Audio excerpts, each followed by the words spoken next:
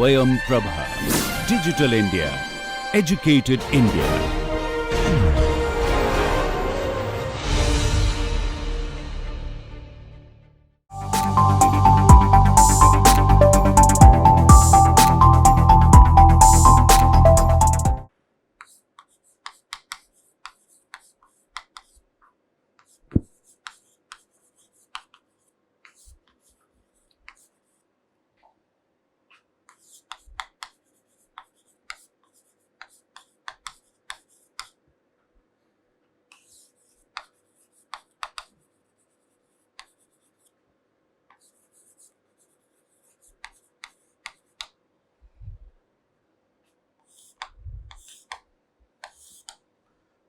So, we will continue the discussion on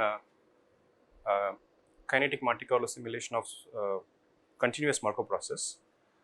So, what we are talking about here is there are some continuous Markov process for which there may not be a analytical solution. So, what you could do is then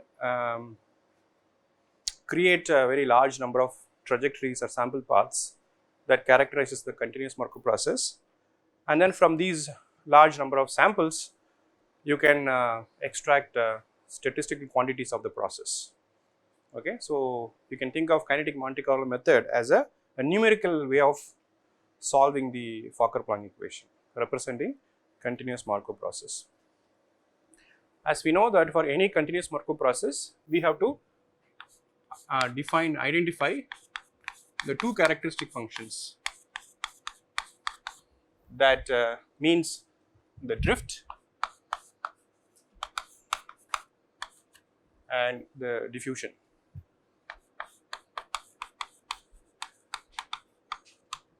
Okay. So, this is more like a deterministic part and this is the stochastic part, and of course, you also need an initial condition.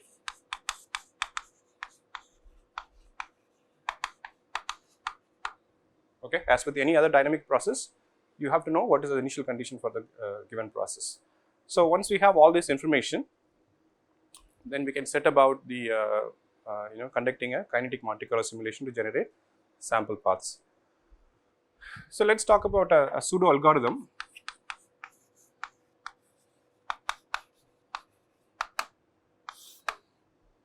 In step 1 is initialization.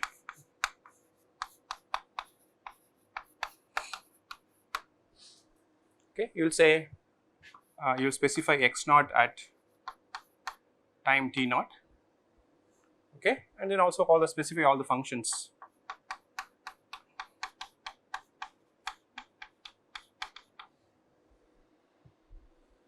Step 2, we have to choose a time step, choose a suitable time step.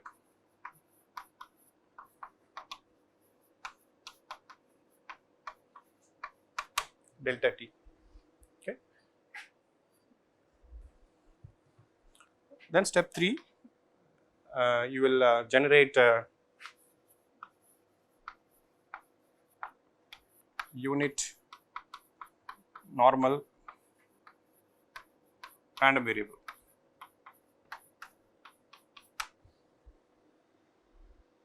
Okay. Step 4 is where you will update the position x at d plus delta t, okay, is equal to x of t plus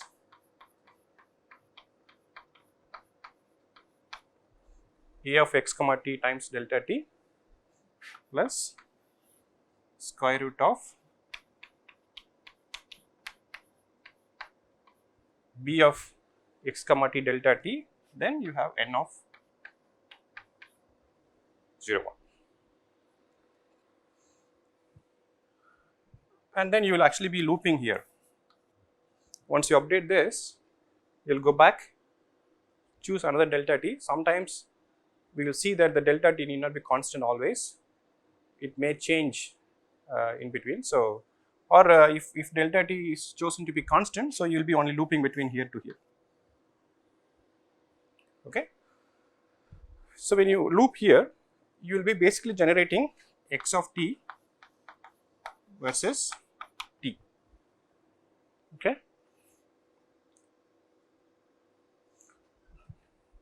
You can also update time here, t is equal to t plus delta t. Okay, so if you update time t at every time step, you are basically generating sample paths x of t as a function of t. Okay, so this is a kind of, yeah. What is the? Not audible. In what case? Okay, I'm going to talk about that. Okay, so I was going to say that there are two decisions have to be made. One is how to generate unit normal random variate. We already have discussed, but anyway I will give you the equations. That's the easy part. This choosing this suitable time is something that needs some sort of consideration, because the choice of delta t also depends what is the nature of these functions, whether they are constant, whether they time vary, or whether they depend on the current state. So depending upon those case, we have certain conditions to be followed, okay, in choosing time. Okay, in fact today's discussion is all about that. Okay, okay, so just set the stage. These are the kind of regardless of what kind of continuous Markov processes, you are going to follow this kind of a node flow, right? Define the characteristic functions, initial conditions, and then you can write any sort of programming using any programming language. You can write a very simple code, initialization, choosing a time step based on some condition I'm going to discuss, generating random number, and then updating the current state based on the old state, and then you loop over this. Once you exit from here, then you have generated trajectory 1. You can put another loop over this to create many such trajectories. Okay, you can have another loop above this where you can create many such trajectories, and then for each of those trajectories you can estimate properties. Okay, so now if you ask me, okay, how did we do this? Okay, so we talked about a Box-Miller method. So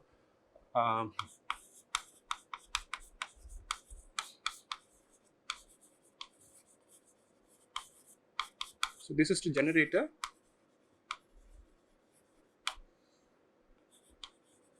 unit normal random variable. Okay, so here what we do first is to generate, we will generate two uniformly distributed random variable, u1 and u2. Okay, so u1 and u2 are uniformly distributed random number in the limit 0 to 1. To generate these, you can use this congruential methods, mixed congruential method, multiplicative methods, etc. Again, we saw those things in the very beginning of the course. Okay, and then what you do after this is you say that n1. So based on these two, we can actually generate a pair of normal random variate. So this goes as something like 2 ln 1 by u1 cos 2 pi u2, and n2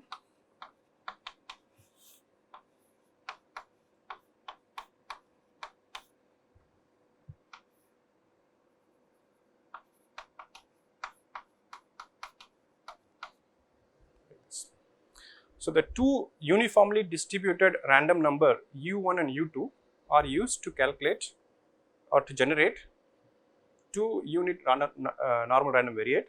So you have the prefactor square root of 2 ln 1 by u1 and then cos of 2 pi u2. So this u1 and u2 are the one that you generate here.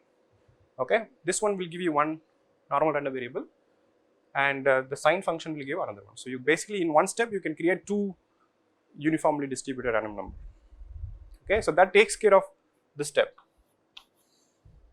Okay, so that means when you are in this stage, you would actually write a small subroutine or a function that will call this function and get two random numbers normally distributed. Clear? So now comes this second issue, that how do we choose a small time step, okay, a suitable time step. So here what we need to think about is for any numerical algorithm, we think about accuracy and we think about speed of computation. Okay, for example, in the context of solving a deterministic equations, okay, differential equations using Euler's method, Runge-Kutta method, Adam-Bischoff method, etc., etc. So here we say, okay, you know, I want to have delta t small enough so that I get accurate results, but at the same time delta t should be large enough that I can achieve my computation over a reasonable amount of computing power. So there's always a trade-off between accuracy and the speed, right? You can take a very small delta t and get a very accurate result, but then it could be very expensive computationally. On the other hand, you can choose a very large delta t, get your computation done very quickly, but you're going to lose accuracy. So there's always this trade-off. The same issue comes here also. In solving this kinetic Monte Carlo simulation, in the choice of delta t also brings the same issue. When I bring this delta t very small, of course I can get very accurate results, and then when I have a large delta t, then I can actually save time. Okay, so you would be thinking about how large delta t I can choose. Okay, that's our aim. So now we want to choose delta t large enough such that we do not violate the Markov property. Okay, by choosing a larger and larger delta t, you are actually violating the Chapman-Kolmogorov condition, which is basically underlying the property of a Markov process. So that's where the loss of accuracy comes in, and you don't want to do that.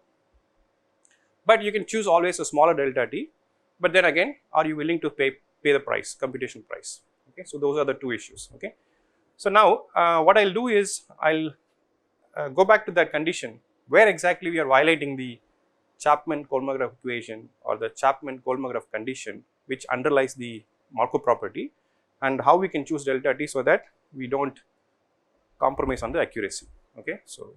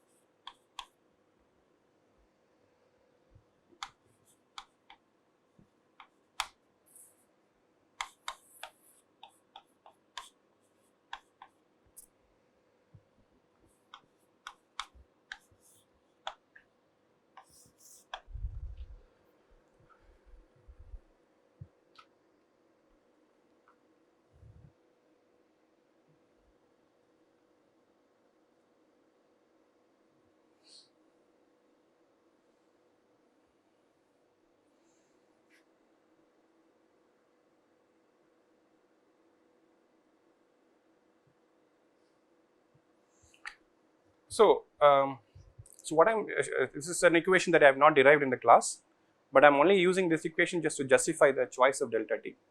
So what I showed in the previous class was only this part.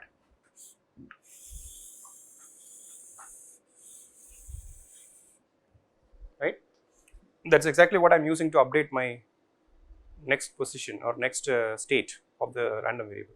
What I'm neglecting is this additional term, which I call it as an error term. Okay, just like when you try to discretize a differential equation, you have the linear order, the leading order terms, and then you have the higher order terms, which we generally neglect by saying that at a small delta t, those higher order terms can be neglected. Okay, so then the accuracy of those numerical method depends on the order of which up to which we are actually neglecting. Okay, higher order terms are typically neglected. We keep only the leading order term. So the accuracy basically means when we choose a very small or very large delta t, how much of this is going to contribute or how much are we actually neglecting, that is what actually gives rise to the accumulation of error. Okay, so that's where we deviate from accuracy. So here we have a very similar situation, that we take only this leading order term in updating the state of the system, and we are leaving behind a correction term. Okay, so now when I choose a very large delta t because I want to save computation time, we have to basically assess the weight of this term versus the actual leading order term. Okay, so we want to choose a delta t such a way that this term is small compared to these leading order terms. Okay, so that's the criteria. If I choose a very small delta t, this will anyway will drop out, I can get a very accurate result, no problem. But my ambition here is to choose a big enough delta t, large enough delta t, so I can do my computation faster. At the same time, I don't want this term to be dominant with respect to the leading order term. Okay, so that's basically going to put you some sort of, we want to basically look at the ratio of this term over this term, and that term should be very small number, some small epsilon, 0.1, 0.01, etc., etc. Okay, so that is going to be our condition.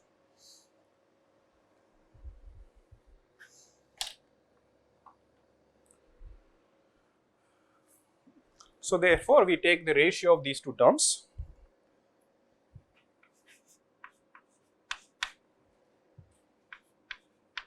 This n1 here and n2, these are all again unit normal random variables.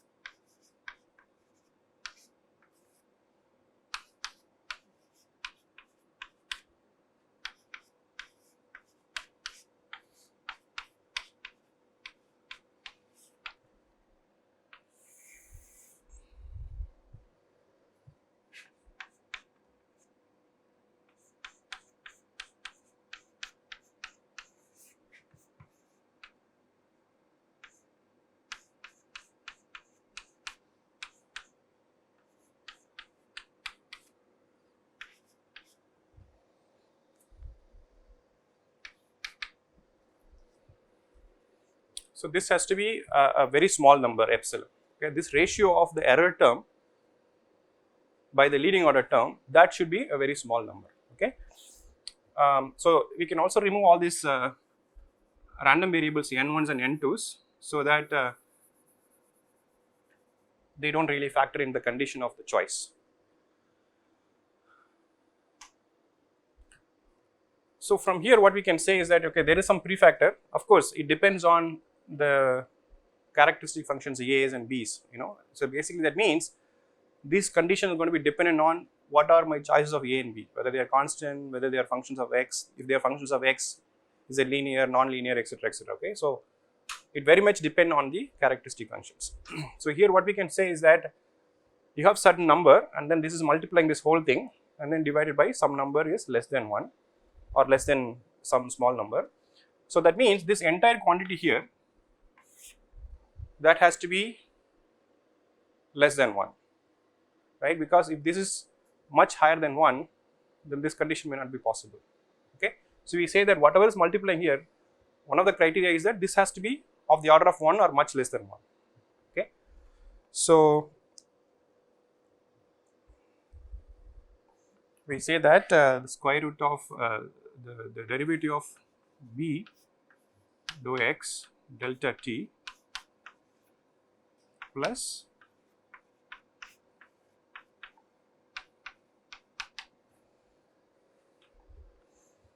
this has to be a very small number itself. So from this condition, we are bringing even more stricter condition that this entire term has to be a small number itself.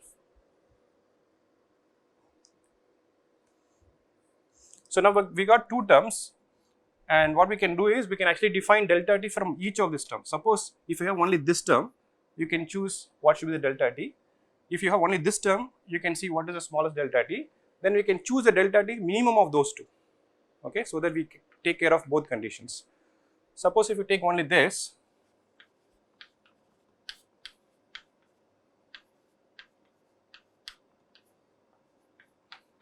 this is 1 and the other one is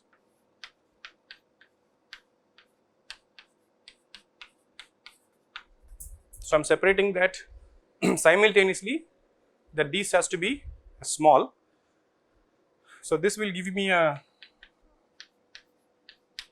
delta t that is epsilon by dou a by dou x.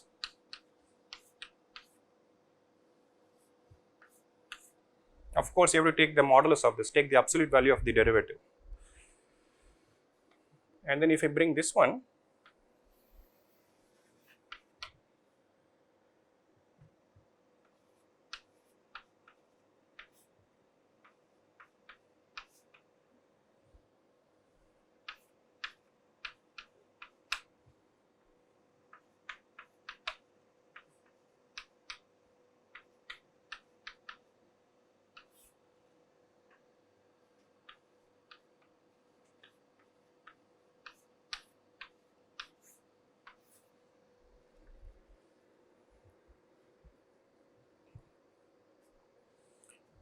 so by looking at these two,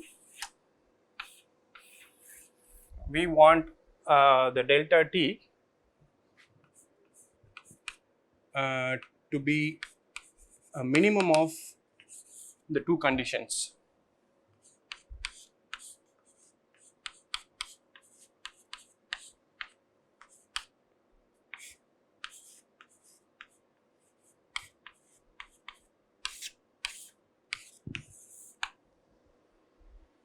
Okay. So, what we have done here is we have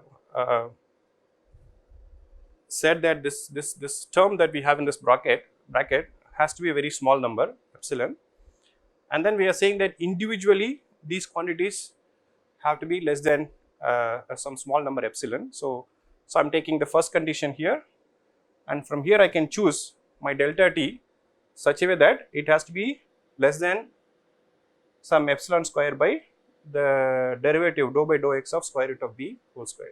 Okay. Similarly, from the other condition, delta t has to be smaller than some number by the gradient of a.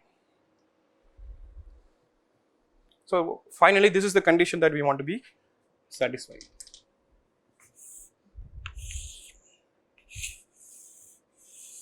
Okay, and we say this is the condition for accuracy.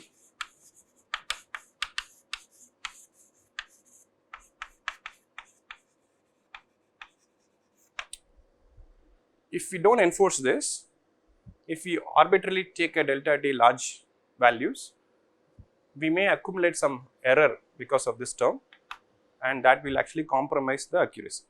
Okay. But by ensuring that delta t is chosen based on this condition, we always say that this quantity is going to be much smaller compared to the main leading order term, so that you are not compromising on the accuracy. Okay. So, now coming back to this algorithm, when I say choose a suitable time delta t, this is what I meant. Okay. So, if your a and b are functions of x,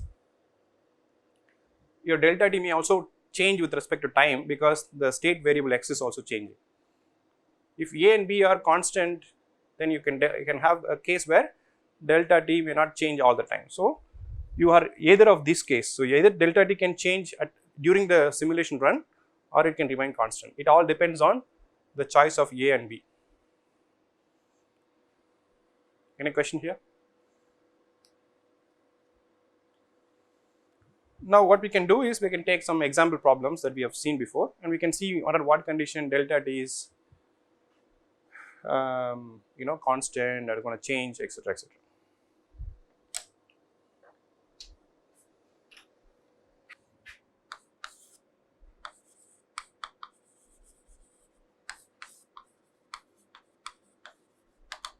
Let us say you want to simulate a Wiener process, which is characterized by a of x as constant, and b of x comma t also is constant. Okay, it can be like 0 and 1, or it can be having 0 and 2d, etc., etc. Okay, so this is one condition. So clearly, now if you apply this condition, what happens is, in this case, dou a by dou x, x is the state variable here. Okay, so this is 0. right? And similarly, the other derivative, this also is 0. So then, regardless of the epsilon that I choose, you have basically infinity here and infinity here. That means delta t can be as big as you want. Okay, there is no really you are not losing any accuracy by choosing a large delta t. Okay, so delta t can be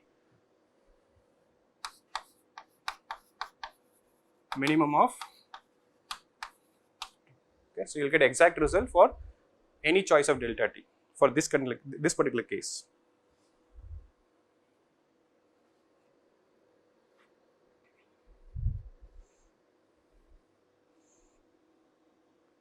But in this case, of course, you want to take you can take any delta t you want, but then if you take a very long delta t, what will happen is you will not see the stochastic fluctuation of the process, okay, because you may have just only few random points, few points for the entire simulation, okay, and then you may not actually see the entire stochastic fluctuation of this problem, okay. So now we can actually bring another condition for this kind of cases, what I call the plotting condition. That is, when you plot the sample path, you want the sample path to represent the true dynamics of the system, showing the drift, showing the fluctuations, stochastic fluctuations that is inherent. Okay, for that you could actually say I will overlay another condition so that my data are grainy enough that I can see all the local fluctuations. So that is called the plotting condition, which is more valid for only these kind of cases where the accuracy condition does not impose any choice. Okay, so in this case I can say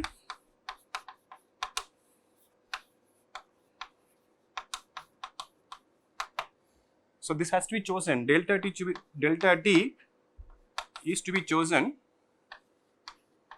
such that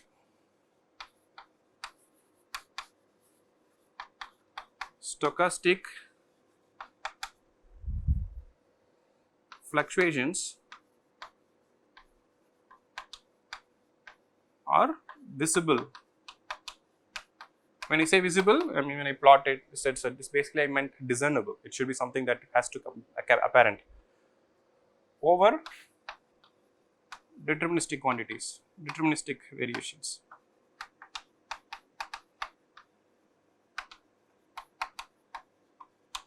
Okay, so that's going to give us a plotting condition.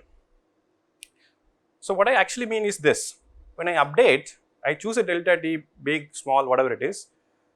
I'm updating the state variable here. So this is the drift term or a deterministic term, and this is the stochastic term, right? So I want this to be dominant, than this one, so that I can see all the fluctuations.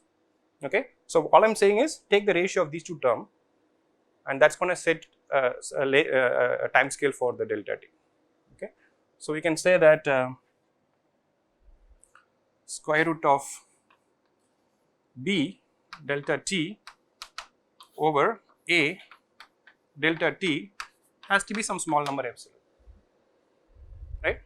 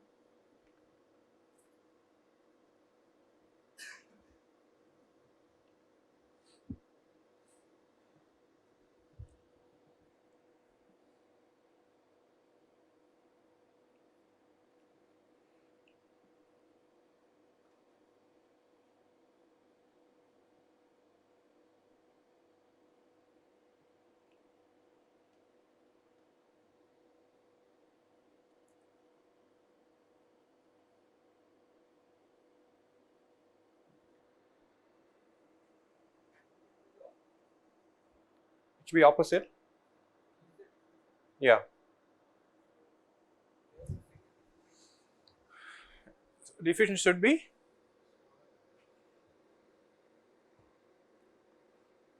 yeah, that's what I wanted to say. Let me just see if I want this to be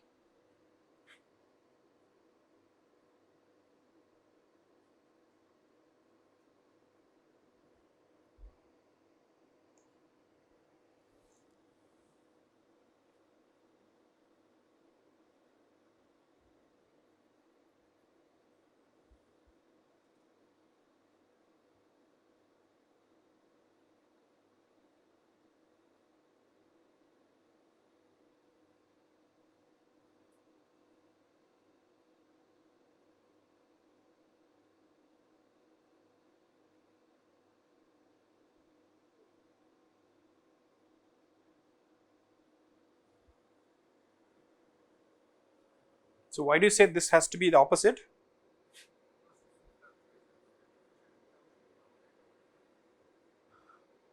Right. So now actually what I have done here is I have assumed that this fluctuation is smaller than this,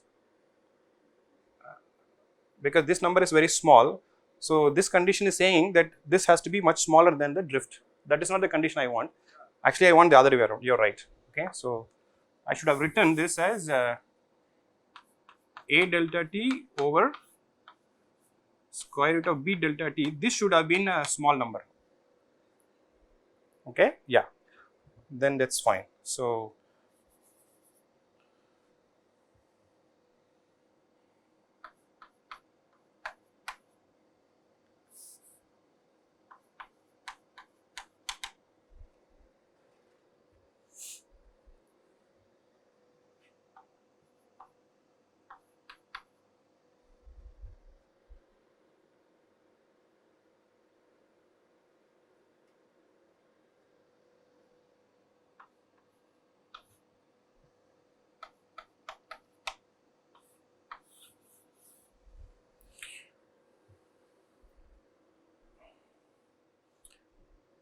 so for cases where the accuracy condition does not impose any time step challenges, we can use this kind of a plotting condition that gives an upper limit for delta t, so that the random fluctuations of the process can be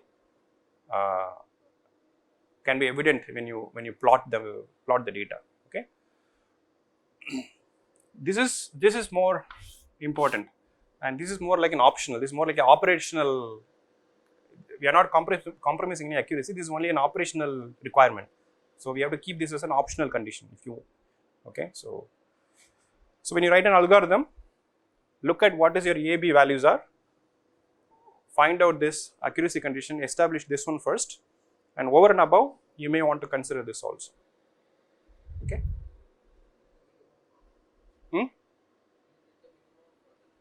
Minimum of the two, yeah. But in this case, there is no minimum. In this case, there is yeah. In this case, this will give an infinite limit. That will give you the another. Yeah, you are right. So that could be the minimum of this. Yes. Now consider another process. Yeah, you take 10 power minus 1 or 10 power minus 2. It has to be a small number, 1/10 or 1/100th, something like that. It has to be much smaller than 1, that's it.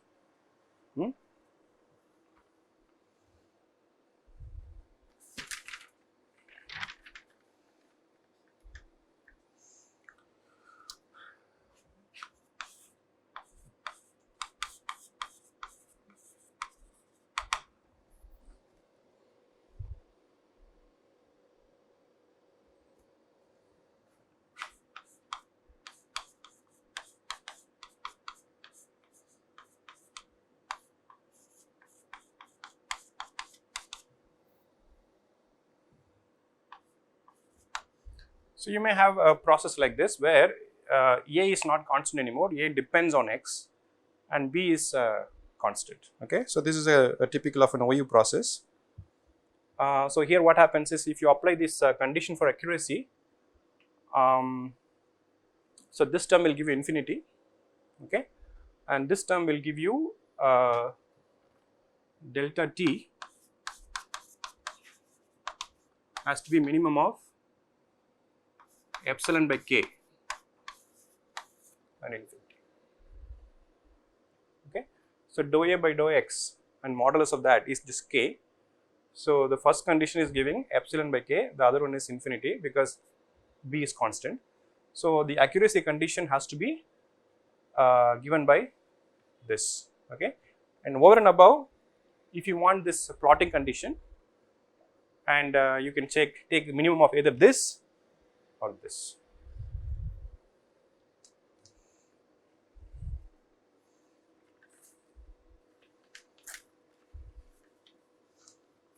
So in this case also you can see that delta t, once you the beginning of the simulation itself, you can decide that this if you are going to go with this, okay, and this delta t is going to be constant. So in step 2 you can fix your delta t and then loop only between step 3 and 4. Okay.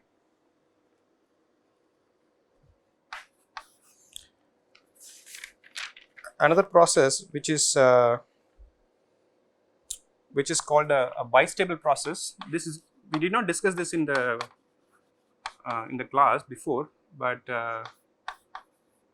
it is interesting to see from the characteristic functions point of view. So a of x is minus x 1 plus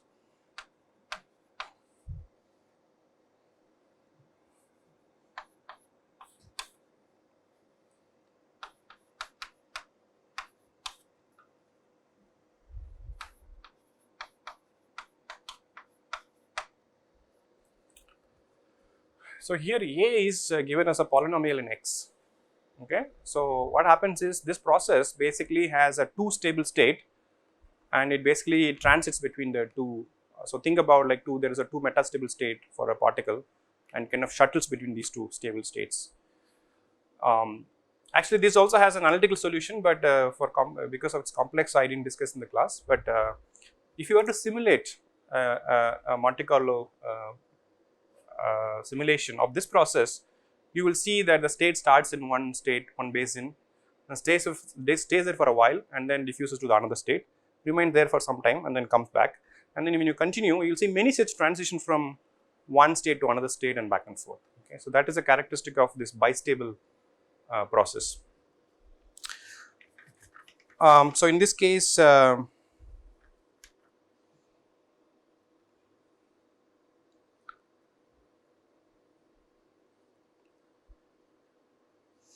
so when you have cases like this, what will happen is you will see that the delta t is going to be minimum of since b is constant, so the other term is infinity, but this epsilon by dou a by dou x, the first derivative, when you take here, you're going to have something like epsilon by 3x square minus 0.4x minus 2.55. So here you can see that the delta t depends on the current state value x. Okay, so that's where sometimes you have to choose delta t adaptively during the course of the simulation. Okay, depending upon the current x value, you will put this number here and then get delta t. Okay, and then at every time step you may want to update delta t. This is one way. Another way is to look at the possible range of x that you would have. Okay, because you know that the simulation, I already said it's a bistable process, so I know what the ranges of x's are. So you can set the entire limit of x, the entire limit of the state variable, and you can ask what is the range of this value is going to be in that range. Okay, based on that you can also choose the minimum delta t over that range. Okay, for example, in this case, suppose if I say x ranges from minus 3 to plus 3. Okay, I'm just giving some example. So you can actually put minus 3 here and get an estimate, and plus 3 and get an estimate, and then I think this derivative here, this goes between I'm just giving an example, 23.252 some 25.65. Okay, and then you can since you know the range, you can take one of the maximum values and then decide your delta t upfront and don't change it anymore. Okay, so that will save a lot of your time, because if you include this adaptive time stepping in every loop, you are going to update your delta t, get the minimum maximum. There's going to be a lot of computational overheads that you don't want to do. So upfront you can decide what are my ranges, and then make sure you're always having a delta t small enough for the entire range of x values. Okay. It is something we do in differential equations. We call something called stiff differential equations. When we have, there are regions where your dynamics is very slow. There are other places where the dynamics is very fast. You cannot work with the same delta t every time, so you adaptively change delta t. Okay, so like that, here also we can change on the fly, or decide the range and then fix it accordingly. Okay. This is very interesting. I mean, you can do a lot of things here depending upon the process, but I'm just trying to outline the overall rule of thumbs that we follow in the numerical simulation of Markov process. Tomorrow we'll have class at 5 p.m. and bring your laptop. We can probably simulate few sample paths.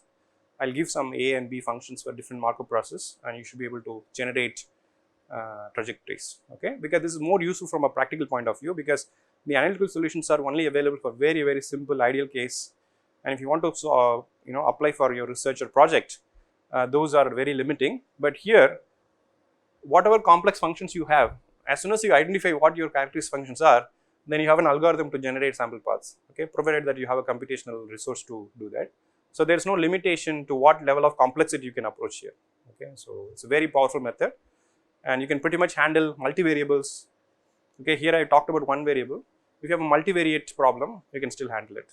Okay, so it's a very powerful method. So we'll do this tutorial in the next class tomorrow.